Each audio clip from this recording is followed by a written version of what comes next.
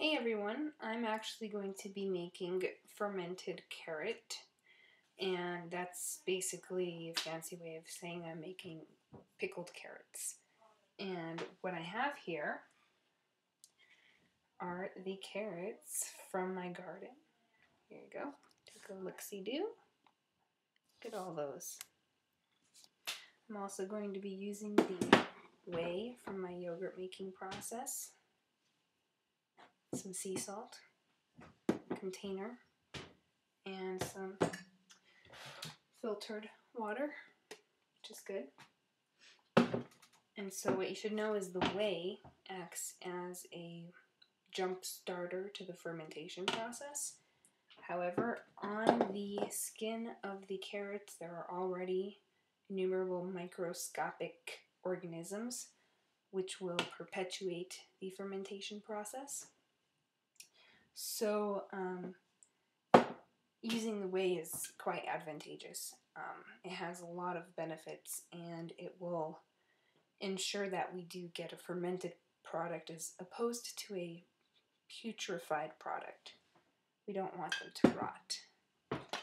So what I'm going to start doing is dicing the carrots up into thin slices because I intend to use them more like a garnish or a side to dishes.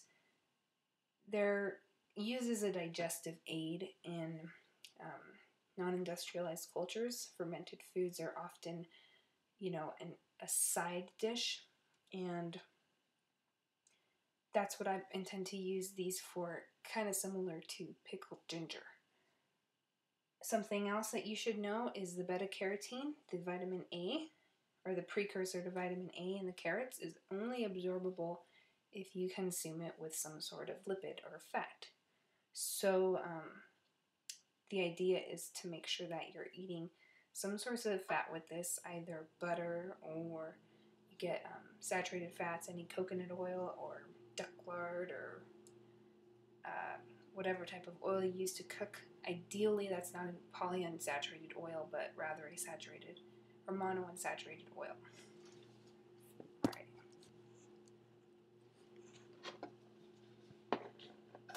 So I'm just going to slice it really thin, and I personally have an aversion to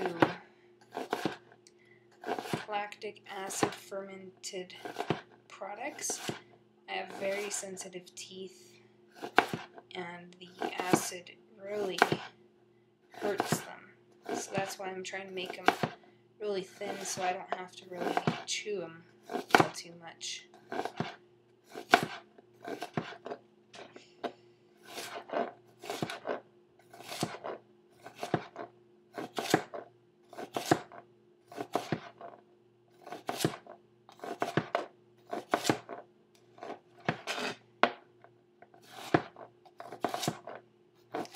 The pickling process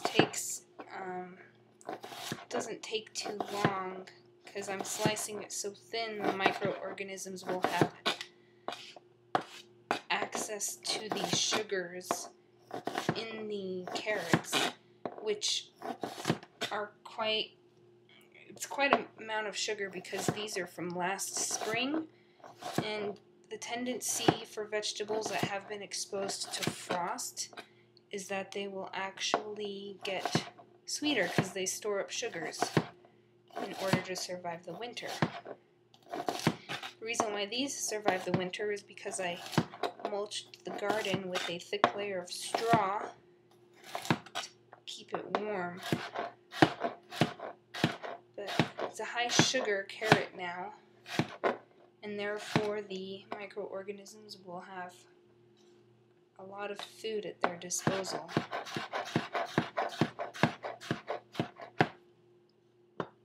Alright.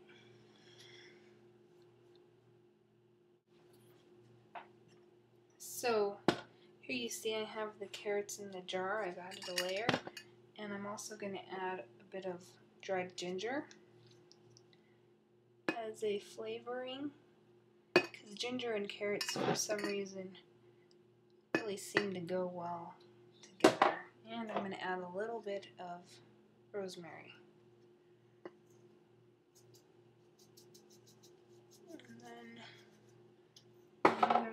I'll add just a little bit of salt in there. So there you have it. And I'll just keep doing that, and then I'll cover the contents in a liquid broth of whey.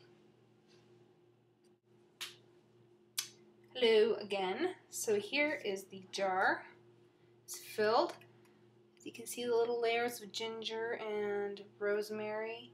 And in addition to that, I threw a couple cloves of garlic in there, just because it's great for flavoring it. And I still have quite a few carrots left, so what I'm going to do is I'm going to take these little babies and I'm just going to pickle them whole. And for these ones, I'm just going to dice them into quarters and add those to the pickles. So there you go. Now the next step is I took about a tablespoon of salt and mixed it into this water here, and I'm going to be putting that in here, but first I'm going to be putting the whey in here.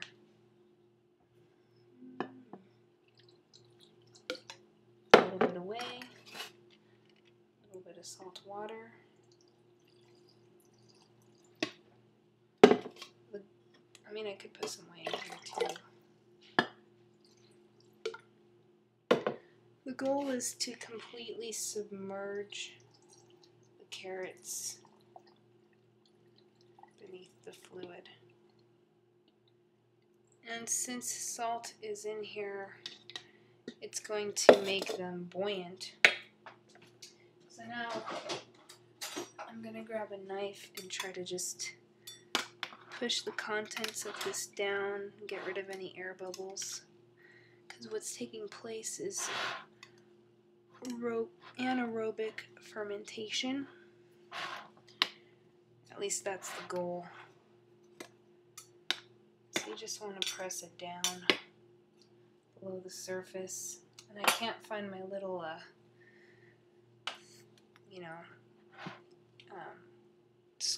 don't know what you would call it, squasher or whatever.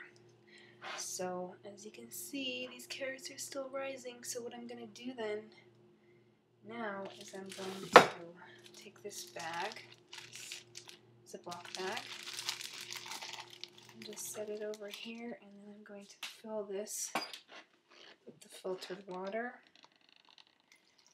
And I should add a little bit of salt to this so that we don't have any osmosis going on, because the salty water will want to get into the bag, because there's a gradient there. So essentially that's all you have to do, and then I just close this baby up and set it aside for about a week. I'll check in on it a week from now and see how it tastes. I could probably ferment it for up to a month, depending on my preferences. The longer you let it ferment, the more aromatic it's going to be, the more taste it's going to have. But it should be ready to eat within 3 days. So if you're not into the whole fermented thing, but you want to have the health benefits associated with it, then you can wait 3 days and start eating it. So there you go. That is my pickled carrot concoction. Hope you enjoyed.